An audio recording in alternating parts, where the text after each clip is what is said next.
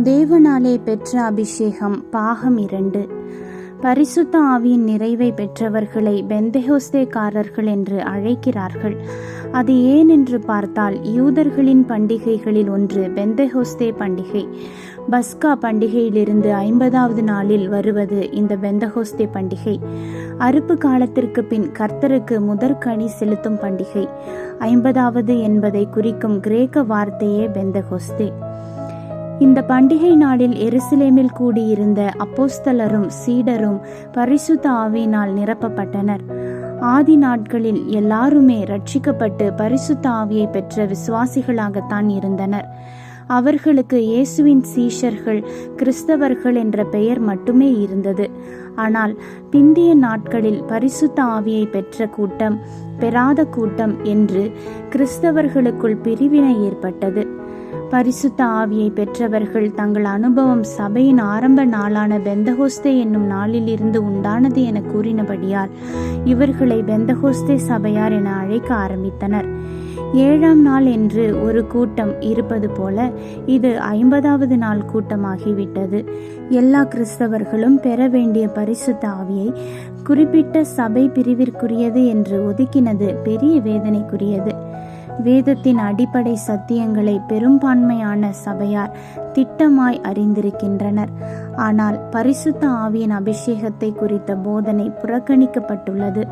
ஆனால் அதை புறக்கணிக்காமல் போதகர்கள் அதை குறித்து தெளிவாக விளக்கும் போது கிறிஸ்தவர்கள் ஒவ்வொருவரும் அந்த அபிஷேகத்தை பெற்றுக்கொள்ள முடியும்.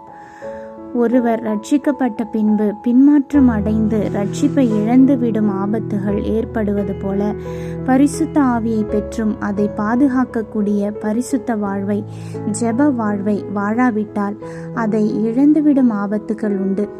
ஆவியை அவித்து போடாதிருங்கள் என்று 1 தெசலோனிக்கேயர் 5:19 பவுல் எச்சரிப்பு கொடுத்துள்ளார். பரிசுத்த ஆவியை பெற்றுக்கொள்வதன் மூலம் ஒருவரும் உடனே பரிசுத்தத்தின் உச்சகட்டத்தையோ அல்லது பூரண நிலையையோ அடைந்து விடுவதில்லை. பரிசுத்த ஆவியை பெற்றவர்கள் நல்ல குணமுள்ளவர்களாக இருக்க வேண்டும் என்று எதிர்பார்ப்பது சரியே. ஆனால் பரிசுத்த ஆவியானவருக்கு தங்கள் வாழ்க்கையை முற்றிலும் ஒப்படைக்கும் போதுதான் நல்ல பண்புகளும் நற்சுபாவங்களும் வெளிப்பட ஆரம்பிக்கும். தங்களை எந்த அளவிற்கு ஆவியானவர் ஆள ஒப்பு கொடுக்கிறார்களோ அந்த அளவு ஆவியானவர் பொறுப்பெடுத்துக் கொள்ளுவார். அவருடைய கிரியைகள் நம் வாழ்வில் செயல்பட ஆரம்பிக்கும். அபிஷேகம் பெற்ற அநேகர் அந்நிய பாஷையிலே பேசி மகிழ்வதில் கவனம் செலுத்தும் அளவிற்கு ஆழ்ந்த கிறிஸ்தவ அனுபவங்களை பெறுவதில் கவனம் செலுத்துவதில்லை.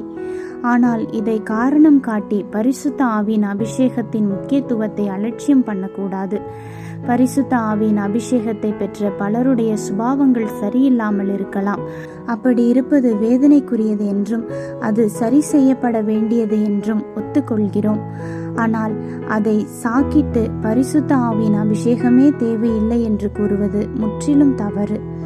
ஆகவே பரிசுத்த ஆவியானவரின் அபிஷேகத்தை நாம் அலட்சியம் பண்ணாமல் அவருடைய அபிஷேகத்தை பெற்றுக்கொண்டு இந்த உலகிலேயே பரலோக சந்தோஷத்தை அனுபவிக்க தேவன் தாமே நம் ஒவ்வொருவருக்கும் கிருபை செய்வாராக. ஆமேன். அல்லேலூயா.